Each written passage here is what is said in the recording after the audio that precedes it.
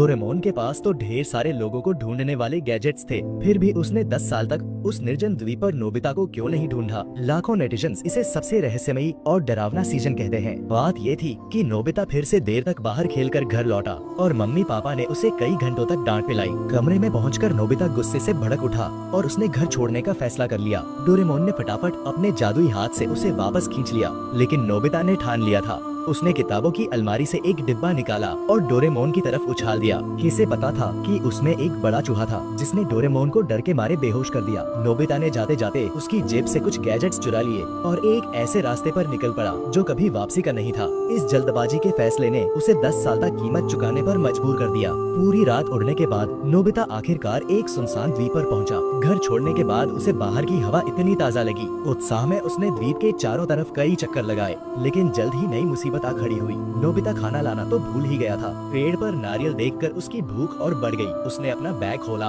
और गैजेट्स की जांच की, लेकिन क्या सारा सामान बेकार था। टूटा फूटा कबाड़, यहाँ तक कि एक लर्निंग मशीन भी थी। नोबिता तो हैरान रह गया। फिर भी पास में बड़ी एक पिस्तौल कुछ काम की लगी। उसने सोचा शायद इससे नारियल तोड़ सकूं, लेकिन ये क्या, वो तो जादुई पिस्तौल थी जो कुछ और नहीं कर सकती थी। हारकर उसने पेड़ पर चढ़ने की कोशिश की, पर हर बार धड़ाम से गिर गया। काफी मशक्कत के बाद न सिर्फ भूख बढ़ी बल्कि प्यास भी लगने लगी। अगर पानी न मिला तो शायद वो हड्डियों का ढांचा बनकर रह जाता। तभी उसे नमक के दस्ताने मिले जो उसने पहले कभी इस्तेमाल किए थे। ये दस्ताने गहरे खोदने पर जमीन से पानी निकाल सकते थे। नोबिता ने दस्ताने पहने और खोदना शुरू किया। टेढ़ी मेढ़ी खोदाई के बाद आखिरकार पानी निकला। खुशी के मारे वो पानी में कूद पड़ा, लेकिन ये क्या, वो तो खारा समुद्री पानी था, जैसे मुंह में नमक भर गया हो। नोबिता समझ गया कि यहाँ रुकना मतलब खत्म होना है। उसने बांस का हेलीकॉप्टर निकाला, लेकिन गलती से वो उड़ गया। अब तो नोबिता टूट चुका था। तभी बारिश शुरू हो गई। उसने जल्दी से एक छाता खोला, लेकिन उस छाते से तो बाहर की बारिश से भी ज्यादा पानी बरस रहा था। ये गैजेट्स तो एक से एक बेकार निकले।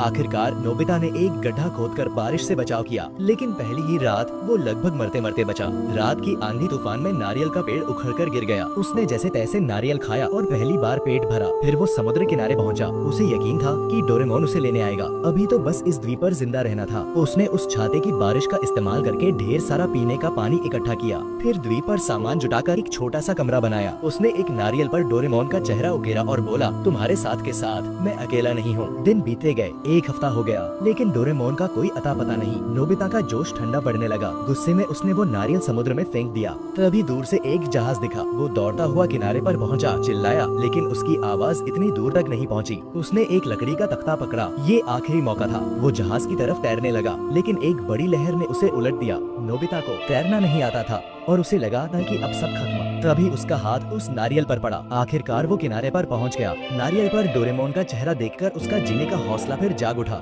उसे यकीन था कि डोरेमोन उसे लेने आएगा। आने वाले दिनों में नोबिता ने कई सर्वाइवल की तरकीबें सीखी। उसने जाना कि अगर दिल से कुछ करो तो वो इतना मुश्किल भी नहीं। वो हर जगह वो नारियल लेकर जाता।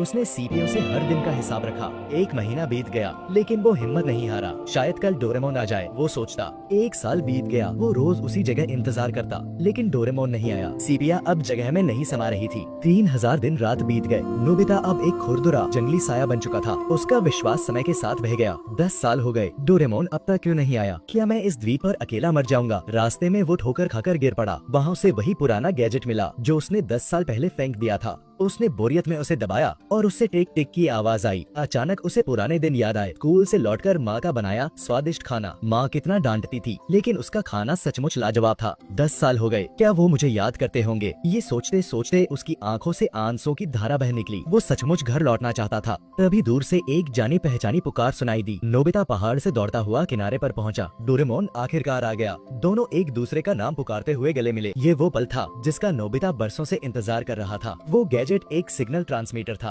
अगर नोबिता इसे पहले इस्तेमाल करता तो शायद 10 साल न बिताने पड़ते। उसके बाद डोरेमोन और नोबिता टाइम मशीन की मदद से 10 साल पीछे जाते हैं, जब नोबिता घर से निकले थे, और डोरेमोन टाइम क्लॉथ गैजेट की मदद से नोबिता को 10 साल की बना देता है। और ये एपिसोड यहीं पे खत्म होता है। ये तो खुशहाल अंत था, लेकिन कुछ तो गड़बड़ थी। डोरेमोन के पास तो आलसी छड़ी थी जिससे वो नोबिता का ठिकाना ढूंढ सकता था, या फिर वो जादुई दरवाजा जिसमें सिर्फ उसका नाम बोलने से वो तुरंत मिल जाता। फिर 10 साल तक डोरेमोन ने कुछ क्यों नहीं किया?